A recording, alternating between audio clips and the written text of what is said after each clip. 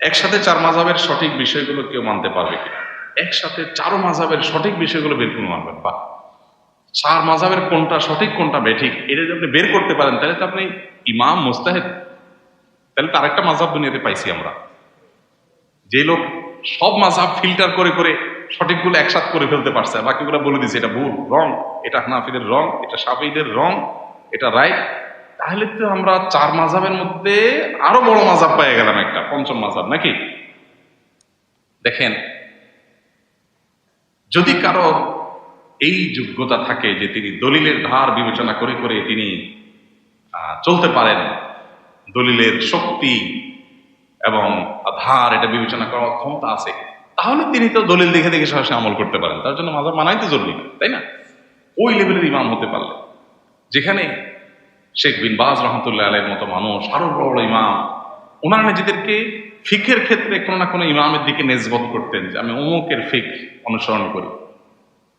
তো সেখানে কত বড় আলেম হলে, কত বড় এলমি ব্যক্তিত্ব হলে আপনি নিজে নিজে সবকিছু দলিলের ধার বিবেচনা করে আমল করতে পারেন, সেটা বলাই বাহুল্য।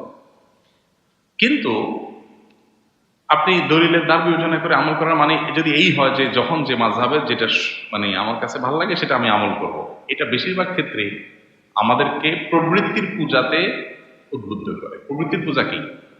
একটা মাযহাব একটা সুবিধা পাইছেন, ওইটা আমল করবে। আমার কাছে মাসালা জিজ্ঞেস করতে যখন আসে, অনেকে বলে হুজুর এটা তালাকের মাসালা দেন কি হয়েছে। যেমন আজকে সকালে একটা টেলিভিশন চ্যানেলে ফোন করছে এক মহিলা, ভাই আমার স্বামী 3 তালাক দিয়ে দিচ্ছে, এখন হবে কি? তখন আমি বলি যে আপনি কি হানাফি না সালাফি? আপনি যদি হানাফি হন তাহলে উত্তর হবে একরকম, সালাফির উত্তর হবে আরেক। কারণ আপনি হানাফি হয়ে আহলে হাদিস আলেমের কাছে যদি যান, পুরো আহলে হাদিস আলেমের কাছে গেছে কেন? 3 তালাকে আপনি জানেন আহলে হাদিস আলেমদের মধ্যে 3 তালাকে একসাথে 3 তালাক দিলে 1 তালাক, এই সুবিধার জন্য হুজুরের কাছে গেছে। হুজুরে বলে দিলে 1 তালাক, আপনি বললেন সুবহানাল্লাহ, চলে আসলেন। আপনি আসলে সুবিধা আদায়ের জন্য গেছেন, সত্য অসত্য বা নিরূপণের জন্য আপনি জান নাই, মাসলার জন্য আপনি জান নাই, গেছেন সুবিধা আদায়ের জন্য। আবার অনেক সময় হানাফি ছেলে মেয়ে ইয়াং, আপনার আহলাদিস ছেলে মেয়ে ইয়াং, বিয়ে শাদী করে আপনার হানাফি আলেমের কাছে আসছে, আইসা উত্তর জিজ্ঞেস করতেছে যে হুজুর আমরা নিজেরা যারা বিয়ে করে ফেলছি, মেয়ে নিজে নিজে বিয়ে করে ফেলছে, বাপ জানে না, মা জানে না, অভিভাবক জানে না, কারো জিজ্ঞেস করে রাজিও না, তো জায়েজ আছে কিনা?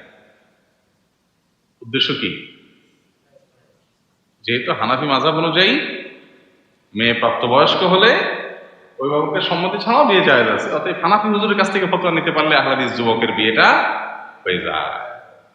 তো এইভাবে মানুষ নিজের প্রবৃত্তি পূজা করে অনেক সময়, এগুলো যাতে না হয় সেজন্য এখান থেকে একটু ওখান থেকে একটু নিয়ে এটা আমল করা, এটা অত্যন্ত রিস্কি এবং প্রবৃত্তি পূজার আশঙ্কা এখানে অনেক জোরালো। হ্যাঁ, ইমাম বা আপনি বড় আলিম, মাশাআল্লাহ দলিল আপনি বুঝেন, আপনি কোন একটা মাযহাব অনুসরণ করেন, কিন্তু দলিলের ধার বিবেচনা করে বা ওই মাযহাবের অনেক আমাদের ফতোয়া ইত্যাদির উপরে অনেক কিছুর বিবেচনা করে আপনি কোন একটা বিষয়ে আপনার তাফারুদাত থাকলো, এবং তাফারুদ মানে ভিন্ন মত, এই ভিন্ন মত দেওয়ার মতো প্রতি শখসিয়ত আপনি বলেন, তাহলে অবশ্যই যায়। কথা কি বুঝাতে পারছি?